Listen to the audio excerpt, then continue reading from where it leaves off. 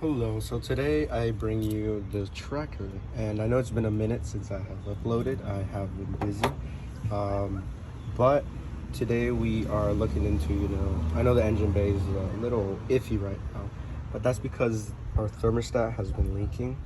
As you can see, this is not the most ideal conditions that your motor should be looking at.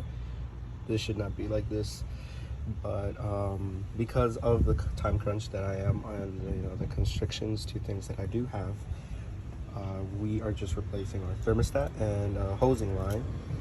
So there is a couple bolts on top right here, and I took them out using my handy dandy wrench, adjustable wrench. So we put back our new thermostat. Now I got this over at O'Reilly Auto Parts. Shout out to them. I got them for about $5. So yeah, we put our new thermostat in, and I do have the gasket. So let me cut to me putting it on. Alrighty, so I have cleaned out the outer edge of our thermostat housing, and we will be putting on this gasket all around. And additionally, if I can find it here, I put in this rubber gasket around here. This is just to keep the engine, the coolant, sorry, from leaking out. So we will put this on as so, top side, and then we will place our gasket right there, like so. Alrighty, so I got the thermostat housing back on, and we changed out this clip. And then here I'm also leaking from this hose. Now this hose feeds into this main chamber over here. So I put a new fitting on. We got this hose, same place, O'Reilly Auto Parts, and we got these couplings from across the street as from a business. Cost me less than $1 for 4 of them. And then this line feeds back up here near where your intake is. And we have that back set. I did move this, so you are gonna have to remove that if you want to have easier access to this line.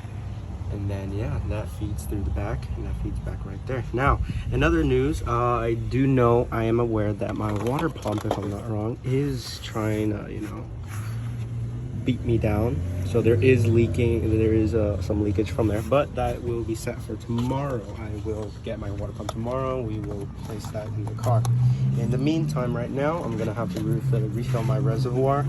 Now you have your normal reservoir of coolant in here, and as you can see, mine is currently empty from this overheating. So what I like to do, how I learned from my parents, we fill this first to our full level, and then we open our reservoir here, and this is the main radiator cap. So what you're gonna do is you're gonna put a funnel. Let me go get that funnel real quick. And you grab your funnel. That's the Dunkin' Donuts from today.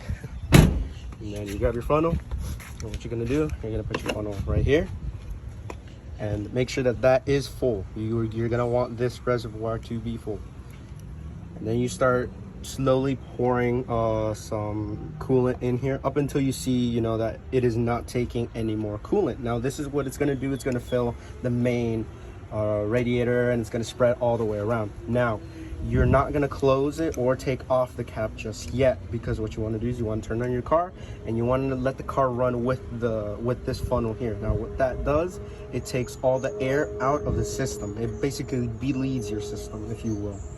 And you're gonna see that it's gonna start going down and down and down, and then you're gonna see that there's no liquid running from down there, which is gonna be right there.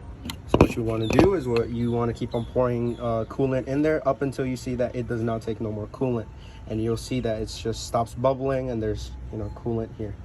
Now you're gonna turn off your engine, and then you shall remove your funnel. Now what I'm gonna do here is probably I'm gonna use something to stop some of that coolant from leaking everywhere. And I will take it off, we'll cap it again, and that is going to be the end of it. And that will that will completely bleed out your system, and that will leave coolant in your reservoir. Now in my case, I may have to do this more than once, as I did run the engine to the point where it started smoking on me. And yes, that it was stupid, but I was not even close to a gas station. I was about 2 miles away, so I did get some steam from it. So I will try and bleed it as best as possible, and I'll see if I can record some while I'm at it. I am alone, so it is going to be a little difficult.